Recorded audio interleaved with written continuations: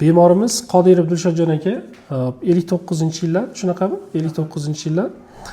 Bizga 12-kuni murojaat qilishyapti. 12-iyun kuni. Asosiy shikoyatlari ertalab turishgan, yaxshi bo'lgan, yurak sohasida ozgina susog'roq bo'lgan.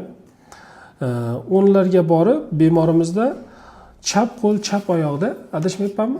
Chap qo'l, chap oyoqda uyish kuzatilyapti. Hamda poliklinikaga chiqishyapti. Birinchi yordamda olyapsiz u yerda. U yerda olgandan keyin bizga murojaat qilib kelishyapti. Tekshirganimizda bemorimizda chap qo'l, chap oyoqda quvvatsizlik hissi, yurishda ozgina o'zini yaxshi his qilmaslik paydo bo'lyapti. Qon bosimlarini tekshirdik. Avakimda eskidan yurak kasalliklari bor.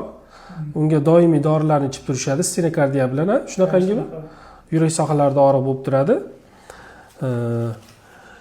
Bemorimiz zudlik bilan MRT tekshiruv qildiryapmiz. MRT tekshiruvimizda bemorimizda ko'rib turibsizlar, o'ng yarim sharda ishemik zona aniqlanyapti. Bu insult deymiz, lakunarniy insult aniqlanyapti. Mana bu yerdagi oqarib turgan narsalar eskidan bemorimizda qon bosimi ko'tarilib kelishini belgilari. Qon bosimi ko'tarilib yurishini hisobiga bosh miyada qon aylanishi surunkali miya qon aylanishining buzilish holatlari kuzatilgan. Bu holat o'tkir ishemik insulti belgisi. Bemorimiz zudlik bilan statsionar sharoitda yotqizdiryapti.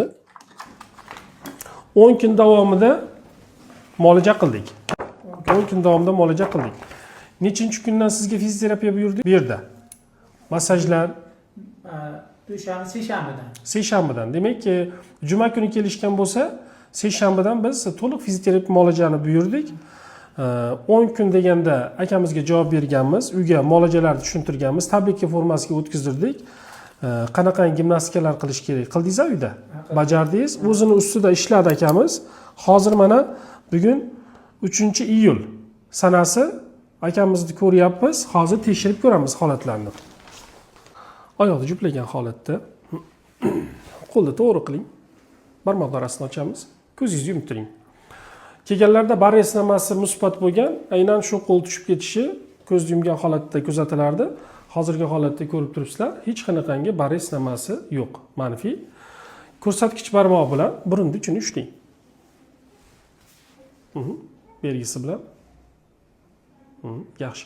Yurganingizda oyoqlaringiz aytgan joyga tashlayaptimi? Yaxshimi? Muvozanatda qiyinchilik bo'lgani yo'qmi hozir? Yaxshi. Bu tomonga yurib qaytingchi, oxirigacha boravering.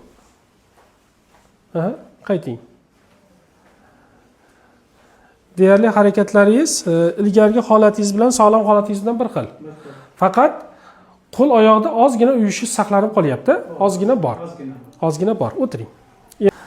Muolajani endi ukollar tugadi. Tabletka formada bir ikkita tabletkalar ichadigan bo'lsak, sanatoriya qilsam bo'ladimi degan savolni beryapti.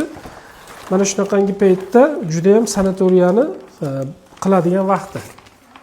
U yerda imkon qadar siz asablaringizni tinch holatda saqlaysiz. Vaqtida ovqatlanasiz, ertalab toza havoda sayr qilasiz, qo'l oyoqlarning mashg'ulotini qilasiz. Biz buyurgan tabletkalarni tartib bilan ichib turasiz. Kelishdik?